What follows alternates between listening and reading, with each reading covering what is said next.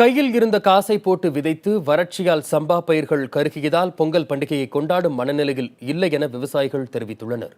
மேலும் தங்களுக்கான நிவாரணத்தை அரசு விரைந்து வழங்க வேண்டும் என விவசாயிகளும் விவசாய தொழிலாளர்களும் கோரிக்கை விடுத்துள்ளனர். விவசாயம் இல்லைன்னா இங்கே எல்லாமே போய்த்து போகும். இன்றைக்கி இருக்கிற விவசாயி பாதிச்சதுனால அதை நம்பி இருக்கக்கூடிய விவசாய தொழிலாளி பாதிச்சிட்டாங்க. இந்த இருவரையும் நம்பி இருக்கக்கூடிய வியாபாரிகளும் இன்றைக்கி பாதிச்சிருக்காங்க.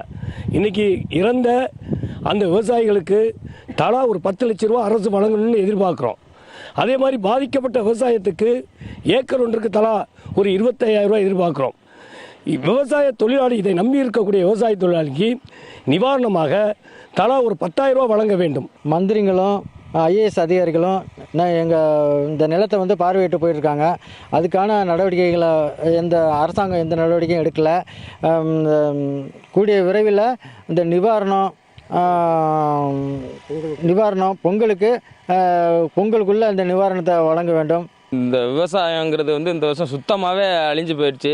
அழிஞ்சு போன வகையில் எங்களுக்கு பொங்கலும் கிடையாது, தீபாவளியும் இல்லாமல் இருந்தோம். அடுத்தபடி தண்ணி வரும், போக்குவரத்துன்னு இருந்துட்டு அதுவும் சுத்தமாக இல்லை. இந்த வருஷம் பொங்கல் இல்லாமல் போயிடும் இருக்குது. கவர்மெண்ட் இந்த இப்போ வேட்டி சேலை, சக்கரை இதெல்லாம் கொடுக்குறேன்னு சொல்லியிருக்காங்க. அதுக்கு முன்னாடி நிவாரணமும் இந்த போன வருஷத்துக்குள்ள இன்சூரன்ஸும் இல்லை இந்த வருஷத்துக்குள்ள நிவாரணமோ இன்சூரன்ஸோ ஏதாவது எங்களுக்கு இழப்பீடு விவசாயத்துக்கு கொடுத்தாங்கனாக்கா நாங்கள் பொங்கல் கும்பிட்றதுக்கு கொஞ்சம் ஏதுவாக இருக்கும்.